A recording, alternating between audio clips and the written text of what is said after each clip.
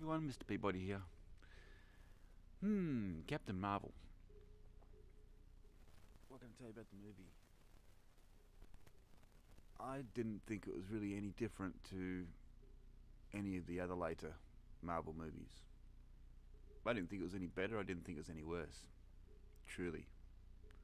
Of course it was tainted because Brie Larson, but I mean, if you just forget about everything she said for a while and just take the movie on its own merits, to me it was no different. Was it okay to watch? It was fine to watch. Were there some cringe in it? Of course there was. But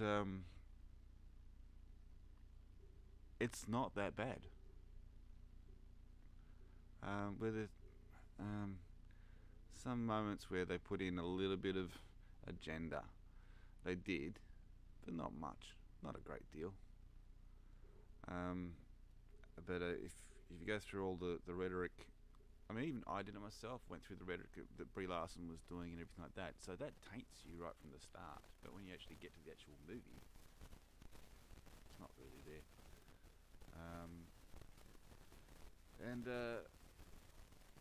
I have a couple of problems with the story, but for the most part, not really much.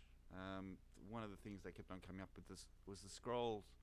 They can shapeshift. They can change into whatever whoever they see, right down to the DNA, right? But they do make a point to tell you that does not transfer memories, right?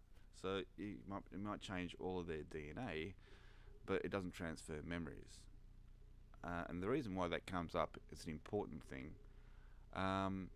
They mess that up right through the whole movie. So in other words, so they can shapeshift right down to the DNA. So in other words, they can copy another person's body right down to the DNA. That includes everything, but they can't take the memories. Alright, so when one of the first guys shapeshifts into a woman, it's a guy shapeshifts into a woman. Now if he shapeshifted into a woman right down to the DNA, he'd have female vocal cords, where it was his voice. It was just his voice coming out of the woman. Oops. And throughout the movie they say, they can't transfer the memories. Well, if you can't transfer the memories, say with if I grew up in Australia, I talk like this. If I grew up in America, I'd talk like this. Somewhere along those two. That comes down to memory. So you can't tell me that someone can shapeshift into somebody else that might have an accent and pick up on that accent and use it. They can't, unless they're really good at imitating accents. But basically, but right through the whole movie, they keep on stumbling over this. They set it out at the beginning of the movie. This is what they can do, and this is how it works. And then they just trip over their feet through the whole movie. Right? As I said, cringe moments and everything. I don't think I'm really spoiling anything, but I did have a major problem. This just annoyed the shit out of me. You cannot take a normal jet. Right? Well, it wasn't really a normal jet, but let's say it's a jet. Say it's a really good jet with jets. You cannot. I don't care how much you tinker with it. I don't care how much of they run the A-Team music whilst you weld this on and do that.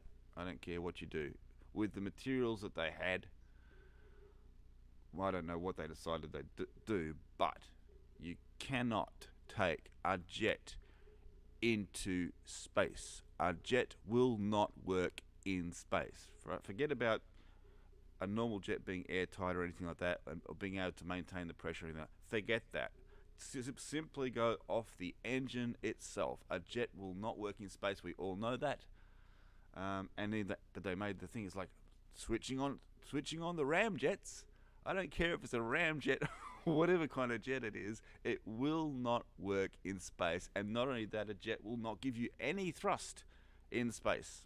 It'll give you no thrust. The only thing that'll give you thrust in space is a rocket, right? Or, one of these other bizarre, ion engines and things like that. But a jet will not give you thrust in space. So that was my big thing. And plus, the thing that they were flying was more like a C-130 or something. It was like a cargo sort of troop carrier sort of thing. And in the end, they're flying down, and they get chased by basically an alien ship, which is a fighter. So they're flying this troop carrier sort of thing against a fighter, and they're outmaneuvering the fighter. Not only are they outmaneuvering the fighter, but they're keeping up with the fighter. That's another problem too. Simply going by the design of the craft they were using, that was impossible. I know this stuff.